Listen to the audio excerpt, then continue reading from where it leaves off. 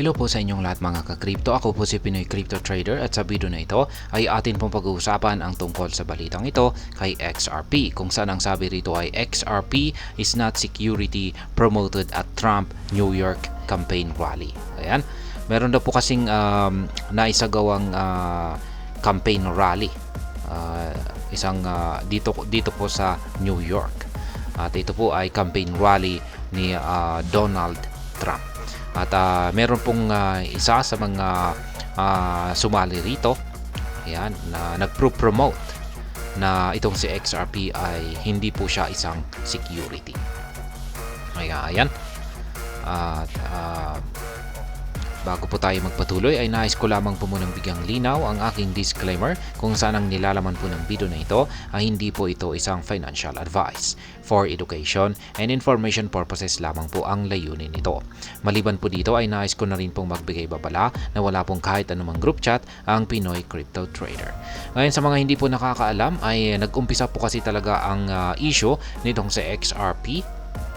Ayan, kay US SEC noong tinuring po ng US SEC itong si XRP bilang isang security asset. Kung pag tinuturing po kasi ng US SEC ang isang cryptocurrency na isang security ay kailangan po nila itong i-regulate. Ngayon kung pag hindi po ito security or non-security ay wala po silang pakialam dito. Pero yun nga lang ang naging problema ay ayan, tingin nila dito kay XRP ay isang security asset at yan po yung kanilang hinahabol dito, kaya kailangan po nilang i-regulate, kaya nagkaroon ng mga legal battles, yan, legal battles sa korte dito sa pagitan ni Ripple at ang US SEC. The political campaign rally of Donald Trump recently in the South Bronx, New York has one of the attendees promoting XRP is not a security. Kaya yan na nga, gaya ng sinabi ko kanina, yung political na kumpanya nitong si Donald Trump at na kanilang isinagawa dito sa New York, sa South Bronx ng New York, ay meron na pong isang attendees ayan, na nagpro-promote na si XRP ay hindi isang security. Siguro isa siyang yung attendees na ito ay isang investor or malaking investor nitong si XRP. Ayan, ito po yung actual na tweet ni Ginoong Craig R. Brittain. Ayan. Someone at the Trump rally in the South Bronx has a sign that says XRP is not a security. Ayan po, ito po yung kanyang campaign rally ni Ginoong Donald Trump. Ayan, play po natin. Hindi naman po siguro tayo makaka-copyrights dito. Ayan, hanapin natin dito, abangan natin. Dito po yan. Nakita ko po rito. May hawak po yung isang attendees dito na isang parang mukha yata. Mukha po ni Donald Trump dito at may nakasulat po dito sa kanyang harapan na XRP is not a security. Tatanggalin po yata niya ito or hindi ko alam kung or babalik ta rin po niya siguro. Ayun. Ayan. Mababasa natin yan. Ayan, XRP is not a security. Ayan, binaliktad na po niya. Yan lamang po. XRP not a security. For the context, the US SEC contested that XRP was a security when it commenced a lawsuit against crypto payment firm Ripple Labs in December 2020. The lawsuit accused Ripple of raising $1.3 billion by selling XRP and what the SEC claimed was unregistered offering of securities to investors both in the United States and globally.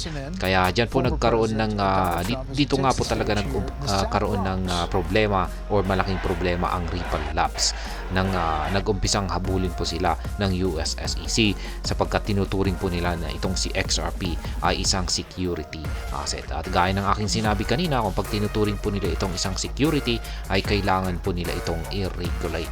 Pero kung pag non-security na katulad po ni Bitcoin ay pababayaan lamang po nila ito. Donald Trump is welcoming to XRP.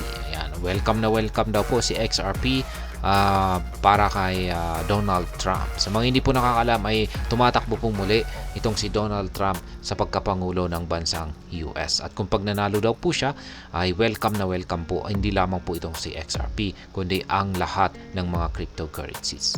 Yan, Trump stated that his administration would avoid unfavorable crypto regulations as observable in the Joe Biden regime, with Gary Gensler as a chairman of the SEC. In his words, if you like crypto in any form, you better vote for Trump. Ayan po. Nakontin po natin ito sa mga nakalipas na video. Kung saan ay ayon po ay ginoong Donald Trump ay kung ang kanyang administrasyon ang siyang nanalo ay magiging pabor po sa kanya ang crypto. Ayan, or titigilan po nila yung mga hindi po magagandang regulasyon sa mga crypto.